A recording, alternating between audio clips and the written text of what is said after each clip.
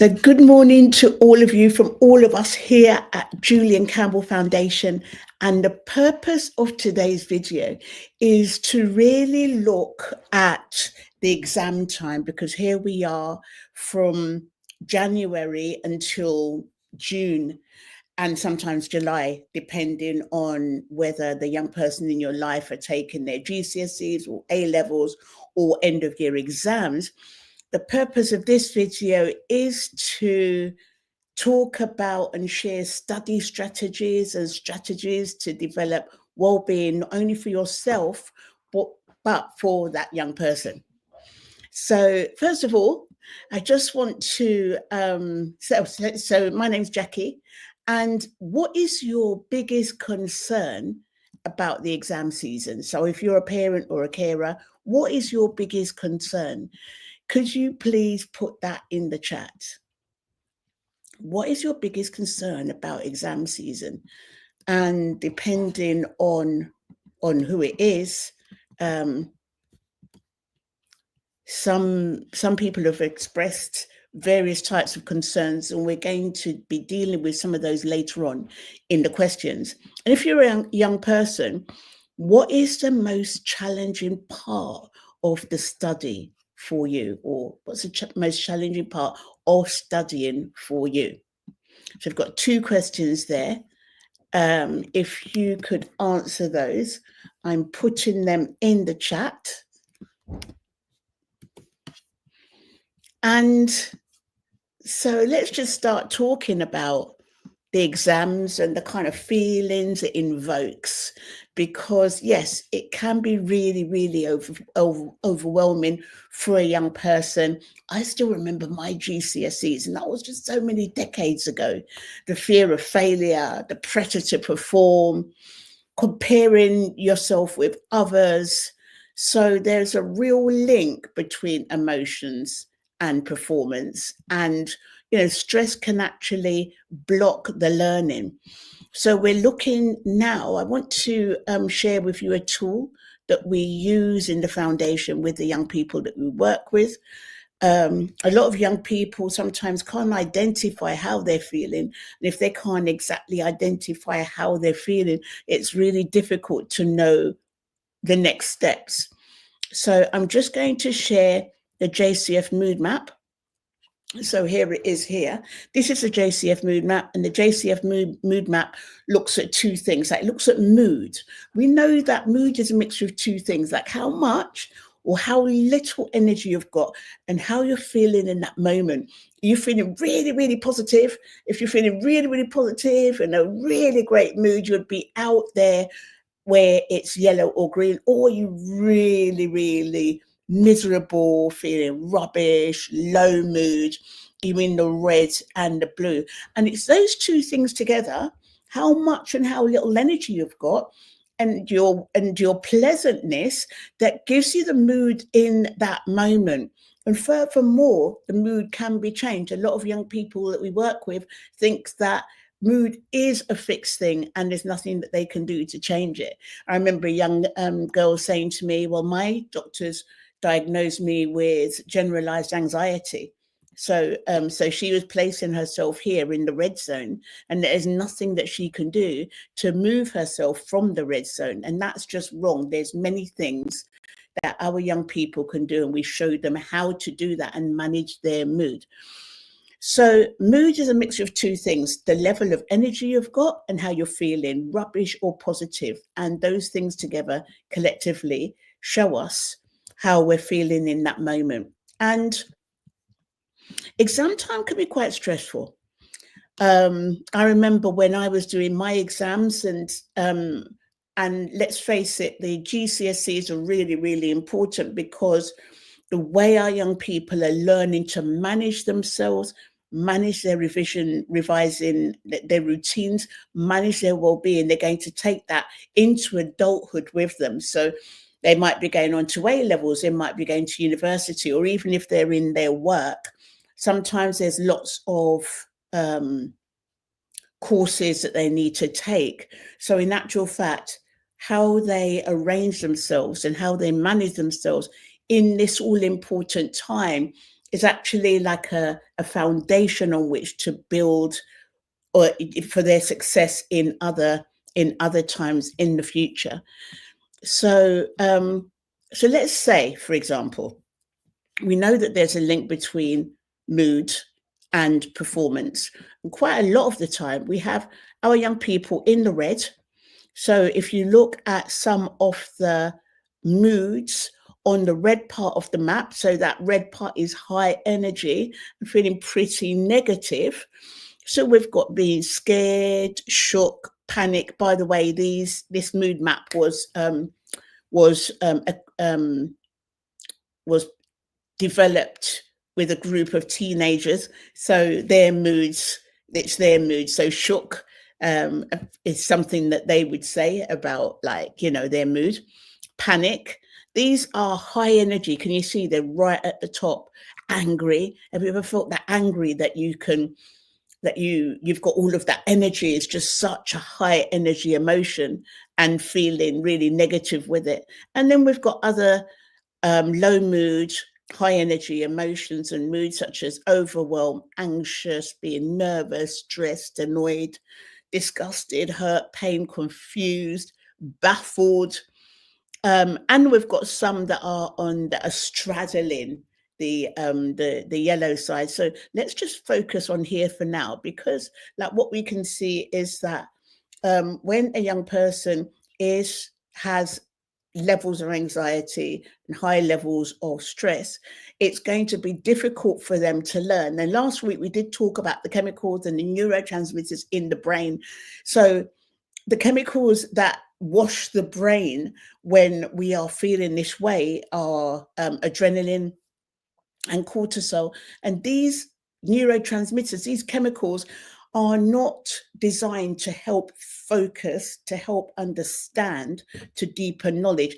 These chemicals are chemicals that are the flight, fright, freeze. So back in the day, like thousands and years ago, when we were being traced as prey of animals, they would, for us to be able to escape, our brain would be washed and wash our body with high levels of adrenaline, because that was for us to escape that flight, fright, or freeze, for us to escape the prey. And maybe we escaped and maybe we didn't escape. And when we escaped, then the threat is reduced, the levels of adrenaline come down, and then we can start focusing. So let's say, for example, that today the threat in the young person's life, the bear or the animal that's trying to pursue them, could be difficulties with their GCSE, difficulties with an exam, maybe difficulties with a relationship that they have with a teacher, or even difficulties with a relationship of a peer group in that class.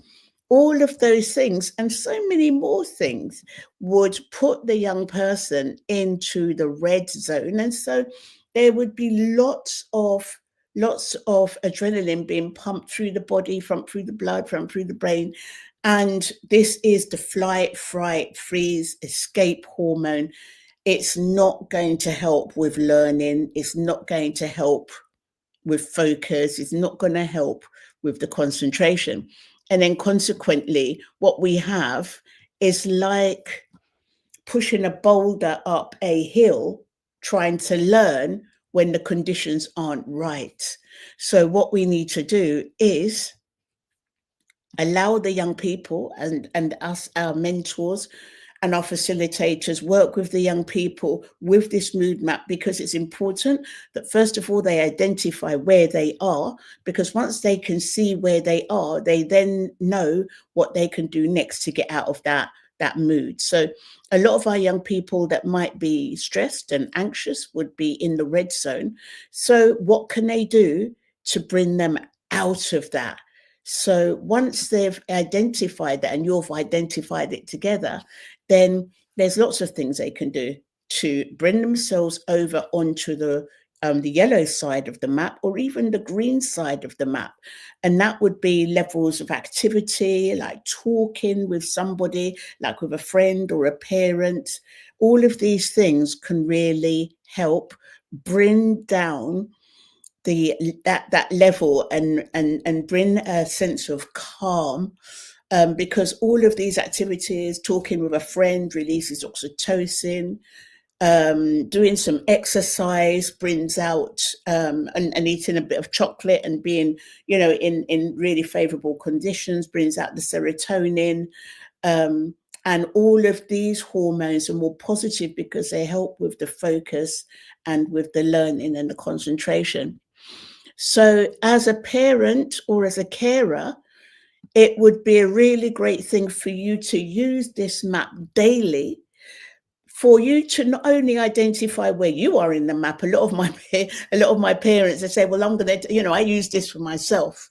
But also as well to identify where your young person is in the map, because let's face it, if you tell somebody something, they're not really going to have the same experience. If they discover it for themselves, it has more meaning. So when I say that, if I say that we're a parent, we say, oh, look, you're stressed, you're doing this, you're doing that, then it's harder for them to accept. And if we show them the map and they can identify where they are themselves, then they're more likely to take steps to get out of that mood state. So we have looked so far at stress, and the fact that it does impede focus and concentration and learning. And one of the ways that we can mitigate this is by doing daily check-ins. And I would advise you as a parent and carer to do it not just in the morning, but 4 times a day. Because that way you can be checking in with them, seeing how they're feeling, and then if they might come home and say they've had a really great day, and they'll be either in the yellow up there or green, and they've had a really successful time, very productive. And other times they'll come home and they might be more in the red. And it's really, asking what's happened, why are you feeling that way? Because once you get to the root of it, then you can do something about it. And even with young people that are identifying themselves on the bright side of the map, that is the yellow and the green side of the map, like what is it that has had them be in that part of the map? Was it that they did some PE, that they did some exercise, that they were really having a great time with their friends? They've had a really great work session, revision session, because they can do more of those things to keep themselves, the trick is to keep themselves on the bright side of the map rather than the negative side of the map, because the negative side of the map, it's like learning, it's like pushing a boulder up the hill. So the learning it's just far more difficult. So now we've brought in the mood map, let's just talk about some smart study strategies. And why am I talking about this? I used to be a science consultant, and I loved going into schools, difficult schools, and turning them around. And so I worked on the curriculum side quite a lot and putting things in place for young people and teachers. And a lot of it around the mentoring, a lot of it was putting in a framework that would really work for our young people. So things that we can do as parents and learners, and carers, we can set a structure. So helping the young person have a revision schedule with blocks through, every day. So they've got their times when they're in school, and then when they come home, it needs to be in focus blocks. And also as well, I remember when I used to revise, that a lot of, sometimes it was inactive, just looking. When I say inactive or passive, I was just looking at books and reading books. It really needs to be active revision techniques. So we're talking about them generating mind maps, looking at past questions, past papers. That's a really, really great one. I love doing that as a teacher, just to start off a lesson, have a past question there, because there's knowing there's knowing knowledge, and then there's knowing how to answer the exams on the question and the exam question, and that experience that you're building up as well is really great, because that can be a difference between one level and the next, like 2 or 3 marks. That's all that there'll be in it. And also, as parents and carers, we don't want to be too over controlling and pontificating, but just giving them that structure. And parents, I would advise you to be using the mood map. So, how are you feeling with your child about their work? Are you in the red? Are you nervous, anxious? Are you kind of like saying, oh my goodness, you're not doing enough of this and you're not doing enough of that? How are you speaking with them? Because you are the one that you're holding the space for the young person in your life to work. And if they feel like they're being blamed, and then it puts them in the red zone, they're less likely to learn. So even if you don't feel it, then it's really great for you to do what you need to do. So you need your own personal time and space, making sure you're treating yourself and doing what you want to do for at least 15 to 20 minutes a day.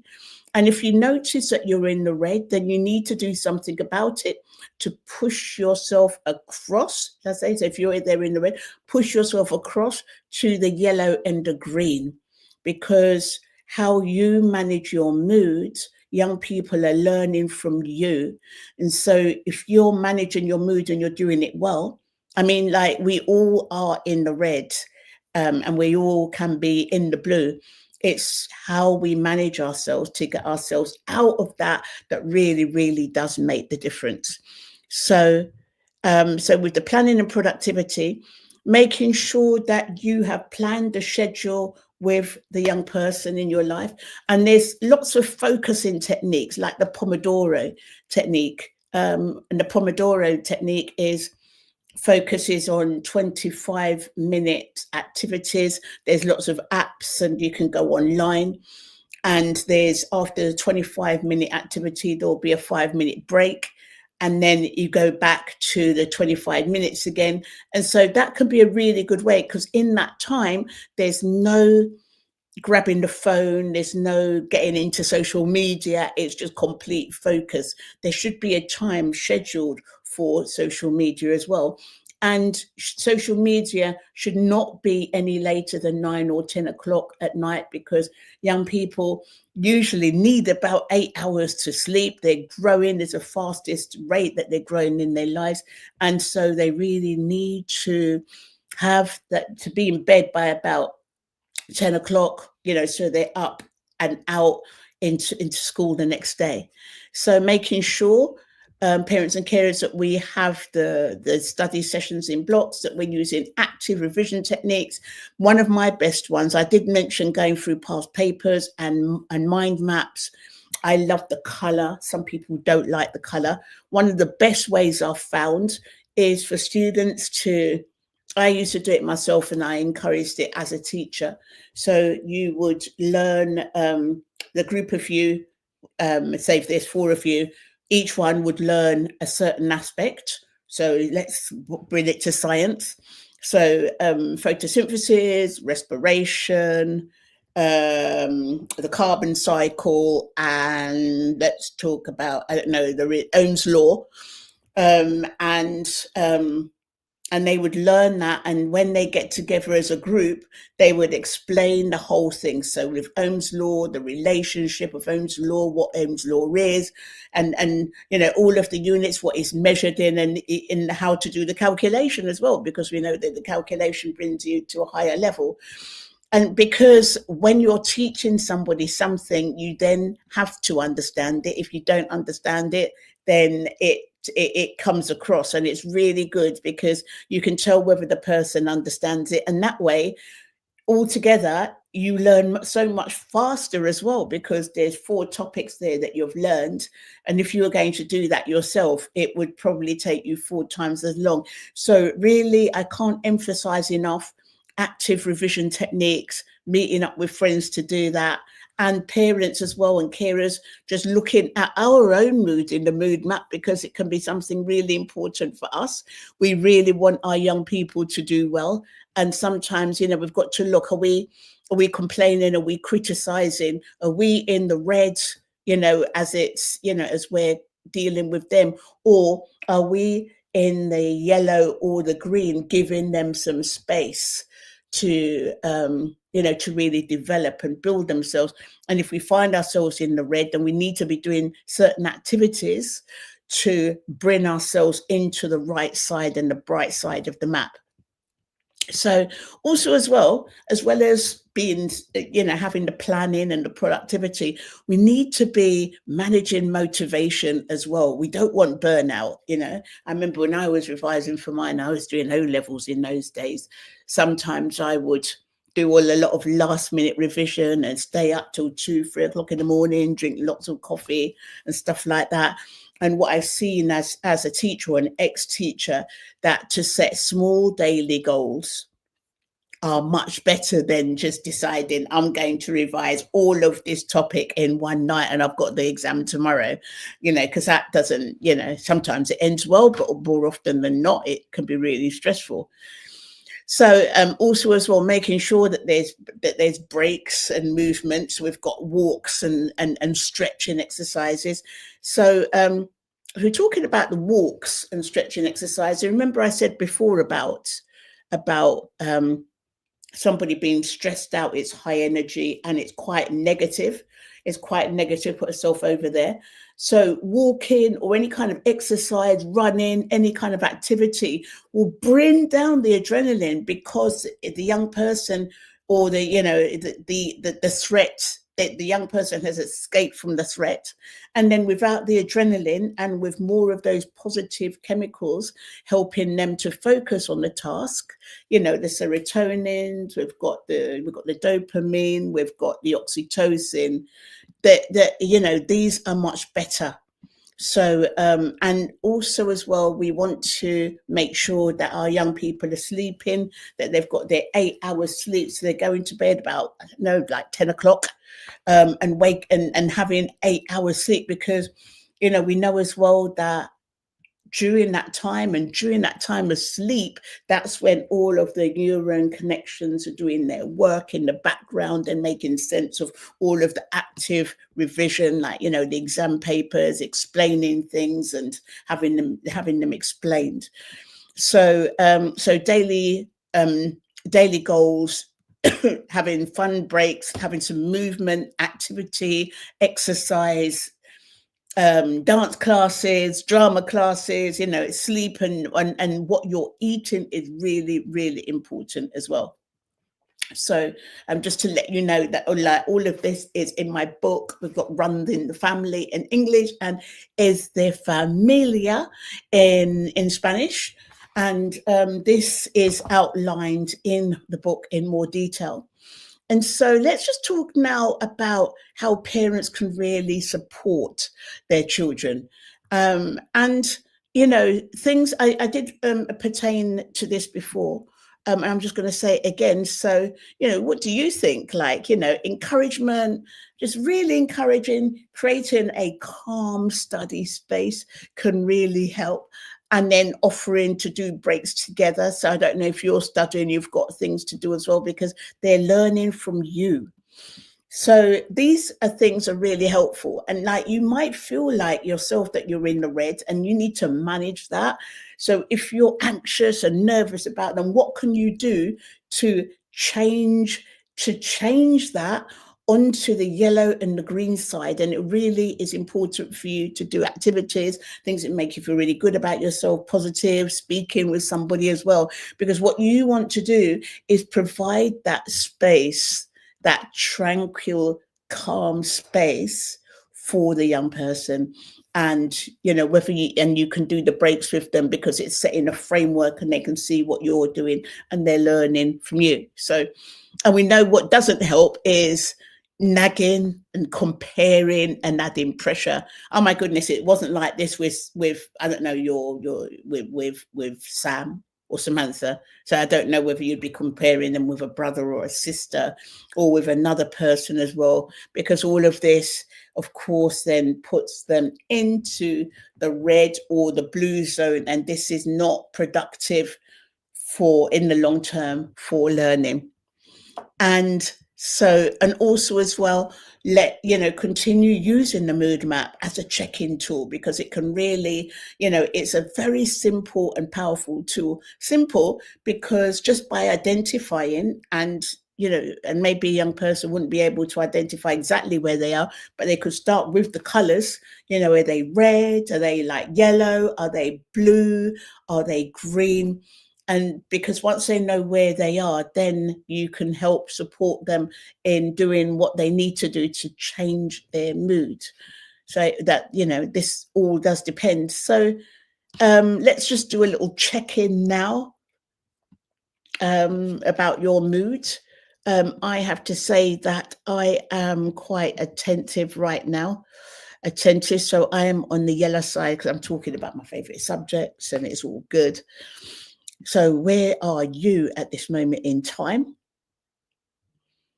And let's just talk about some of the well-being routines, because we as a foundation, we mentor young people. And our mentors are mood mentors, they're mental health mentors, they're not academic mentors. I did academic mentoring when I was teaching, and I managed groups of mentors, and it's great. Yeah, however, we see that there's a need for mood mentors, that is mental health mentors, because of course when we look at things from this perspective and we look at mental health, we look at where they are. Are they stressed? Are they in the red zone, or are they in the blue zone? What kind of tips and strategies can we do to help them move them to the positive side? And then this is like a toolbox for the young person. They can use this for themselves for the rest of their lives going forwards. So it's really important to continue using this mood map, not only with yourselves, but with the young person as well, because through identifying where they are in the mood map, you can then be asking them open questions to find out what it is and what's happened that has triggered them like this.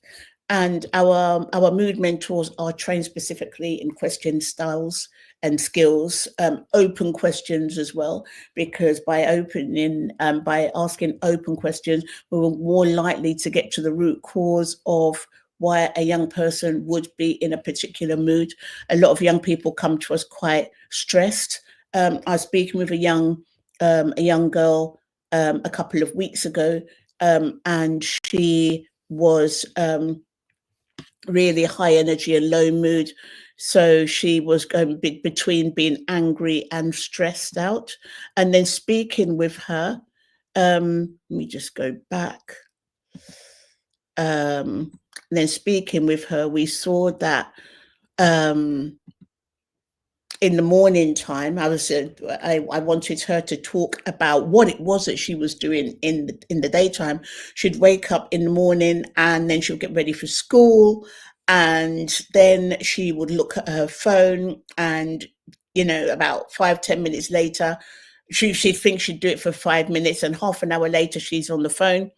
Still, she's on TikTok, and then she'd go into school late. And then when she goes into school late, that kind of like puts her off key, puts her off kilter. And from that time, it's difficult to spend the rest of the day, really, to be in the yellow rather than the red.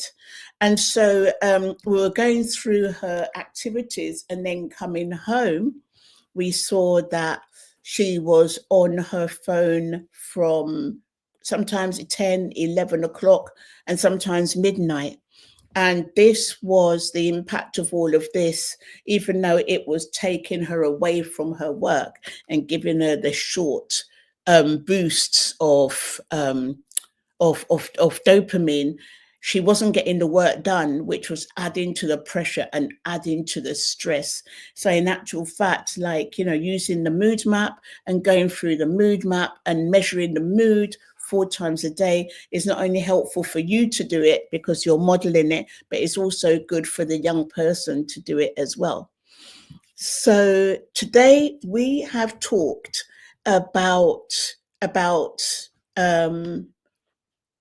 the link between stress and being, it's stress and learning, and that having stress or anxiety, which is high energy and it's very negative mood, can be really detrimental to learning, because it's like pushing a bolster, like a ball uphill, and it doesn't really need to do that. A smart way of doing it, or a smarter way of doing it, is to change the mood. So bring you from the red, where there's lots of adrenaline, and bring you to the right side, the bright side of the map, which we've got lots of those endorphins, serotonin, oxytocin, as well as dopamine. And in with these chemicals and neurotransmitters, is much better for those young people in our lives to be able to focus. So we've looked at this, we've looked at the positives of having a schedule, making sure that there is a schedule, a fixed schedule, that there's active learning techniques rather than passive. We don't want anybody just sitting down reading a book and being on the same page for hours. No, none of that. So it needs to be very, very active. So, for that reason, being out with their friends, each friend has something to learn and revise, and they come back and they explain it. Because when I started teaching, that's when I really started enjoying and understanding my work and my science. Like before then, I didn't understand everything, and then I really enjoyed it. So in the same way, when the young person is explaining something, you can tell that they can understand it because everybody else in the group is clear. Lots of exam questions, and making sure that is practiced as well, because that's common sense, and that can be the difference between, like, 2 or 3 marks can be the difference between one level and the next, can be the difference between getting the place for college or uni and not. So making sure that you've got these strategies. And also as well, I've looked at how us as parents and carers can support our children. So as much as we want to turn around and say, oh my goodness, I told you that it was good to do this and you haven't done the right thing. And sometimes we do want to compare, and sometimes we want to add pressure because we think that, that's a good thing to do. It's actually not a good thing to do, because then you're pushing them into the red side of the map. And really the trick is to bring them onto the right side and the bright side of the map. Continue using the mood mapping tool. So, so please share your own tips or wellbeing routines. If you want more information, as I said before, we've got the book here. It's all in the book. So we've got here, this one here, Runs in the Family in English, and here in Spanish is de Familia. You'll find more information. Or if you want to contact me, then we will be able to, book in a session, or we can, support and share some resources.